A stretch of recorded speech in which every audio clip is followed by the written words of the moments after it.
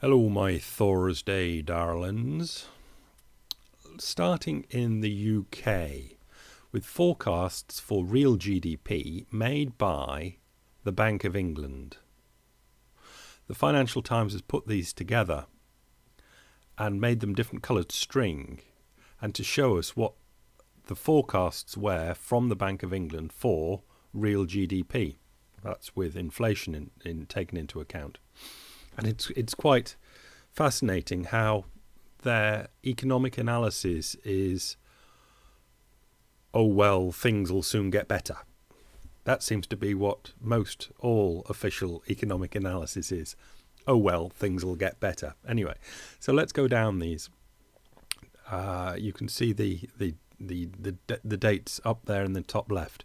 2007, the red piece of string, was a perfect extension of the piece of string. I'm looking now at 2007 and a half, where things start turning downwards. But that's in 2007. The Bank of England's projection was that everything will be exactly how it has been since the 2002 at the start of this chart. It'll just keep going. But it didn't. So the Bank of England didn't have a clue that things wouldn't keep going exactly how they had for the 5 years previous. Fair enough. So in 2008, they said, well, things will go down a bit and then come up a bit. Going down, these numbers are quite impressive, actually, and you can see why the Bank of England was lulled into a sense of security that 2002 to 2007, that 5-year period, that's indexed at 100 at the start of the chart, at 100, and it had already gone up to 115, 120 in 5 years, a 15% increase in real GDP. Things were stonking along. So the blue in 2008 didn't come to pass, so they did the green in 2009, and that didn't come to pass either. And so they did the gold in 2010, and that didn't come to pass. So they did the blue in 2011, and now the purple in 2012. You can see that in 2007 that they projected that they'd get up through the 100 and cut through the 125 line. That's the index over 100 in about 2009, or let's say the equivalent to the tops of all those other coloured string, which is about 123. Would happen in 2009, and then they said it is happening in 2011, 12, 13, 14, 15, and it's still not there yet. Well, it's just got there, it's not got there because they're projecting it's going to happen in 2015. But you can see the optimism from the official bodies, and that's important to always have in mind, that these official bodies either have to have official optimistic forecasts, or they're just rubbish. And I think it's more of the former. They're allowed to project some nastiness for 3 months, 6 months, but by the time they get to a year, certainly a year and a half out, everything has got to have returned to normal, or they presumably lose their chances of promotion. And you won't lose any chance of promotion by being permanently, consistently wrong. That's probably totally acceptable in their world. This is from the Bank of England's latest statement out that came out yesterday by accident when it really should have come out today. This chart I've done before, slightly different presentation, but the effect is the same. Growth rate of lending growth rate of lending secured on dwellings long run, so mortgages basically. And you can see going back to 1995, it went up and up and up till 2005, down and then up again, but basically it was increasing year on year at 10-12%. Then 2009 slams down to an increase year on year of 1% and has consistently stayed there. And this is why the UK economy is going nowhere fast. Over in Europe, what the Greece deal means for German finances. This is from Spiegel, and basically the deal done is the first deal where countries of Europe are going to lose money. In the past, they have agreed basically to lend Greece more money, and Greece just takes the money. So they've not lost it because they've lent it at an interest rate. So the lending of the money could, if you're an idiot, be seen as a money-making operation by the countries. In the past, we've had the private sector involvement. The haircuts were for the private sector, the owners in the private sector, but not the government's sector. But this last deal, the governments actually did take a hit. It's the first time in Europe that the governments have actually taken a hit on their lending to Greece.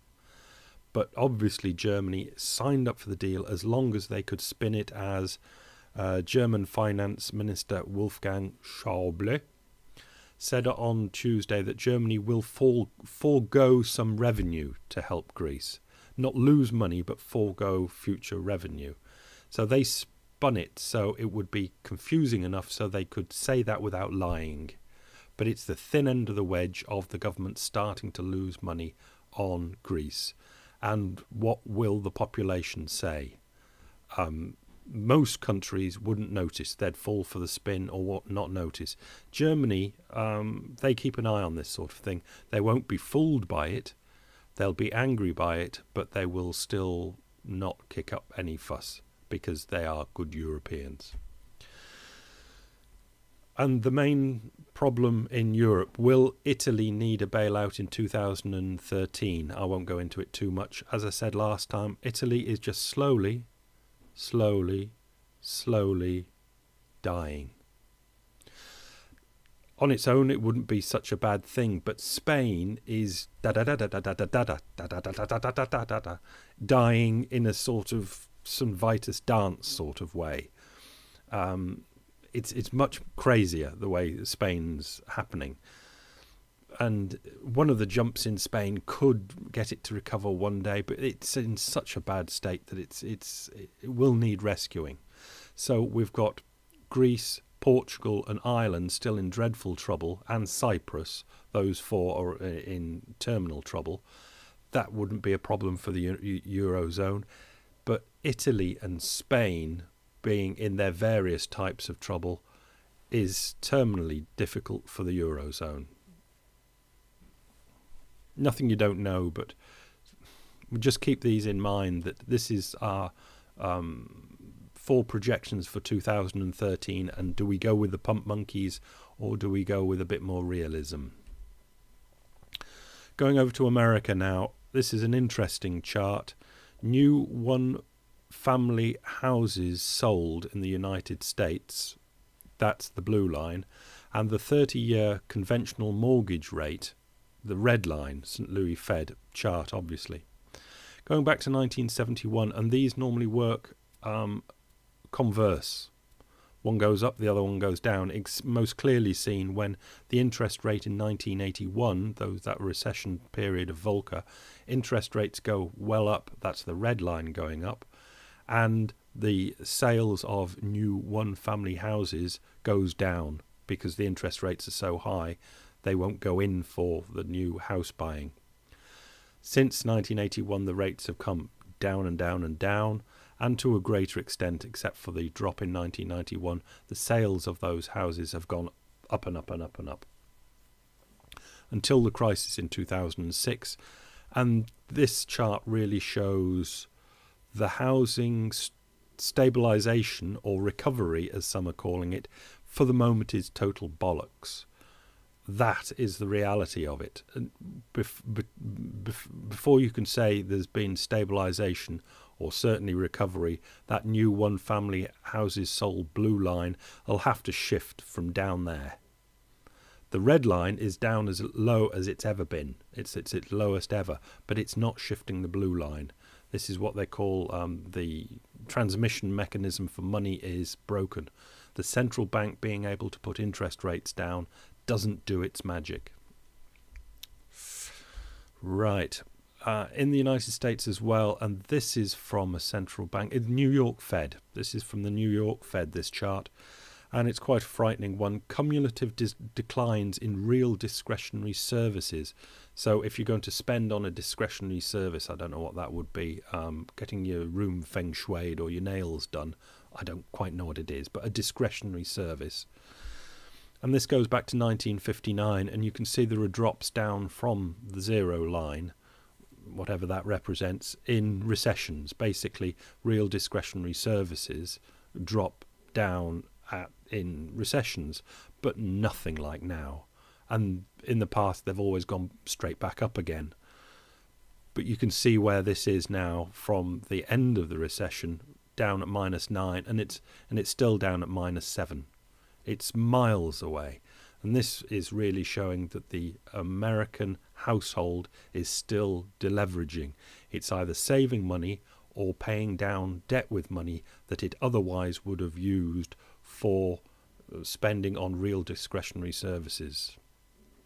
And until that red line goes up, you can't call for any sort of recovery in the American economy. It's not going to get above blah much with that down there. Okay. This is the last one from the Financial Times about Barack Obama and the fiscal cliff or whatever slide. The news from Washington's budget battle is at least half positive. Thanks to the Democrats' election victory, some senior Republicans now accept that taxes should be higher. Given that American society is aging, in other words, they can't expect the aging people to put more money in, they'll start taking it out, and total government tax revenues are the lowest as a percentage of gross domestic product of any rich country. I'll read to the end and come back of that because I've highlighted it in gold. This marks a healthy reacquaintance with reality. The last time any congressional Republicans voted for a significant tax rise was in 1990. And that's an awful long time. And that's an awful lot of stubbornness. If you want to run the state as though taxes paid for outgoings, taxes and borrowings pay for outgoings, then that's what you have to do. And then obviously not doing it, total government tax returns, United States of America, are the lowest as a percentage of gross domestic product of any rich country. If you're going to play that game, pretend that's the game you have to play, then you've got to play it. Those taxes have got to go up. That's not going to be good for the future. And if it's not good for America's future, it's not good for the world's future. I'm not going to bet on any sort of a boost for the world economy in 2013. There are bright spots, but not enough to outweigh things like I've pointed out there. Bye.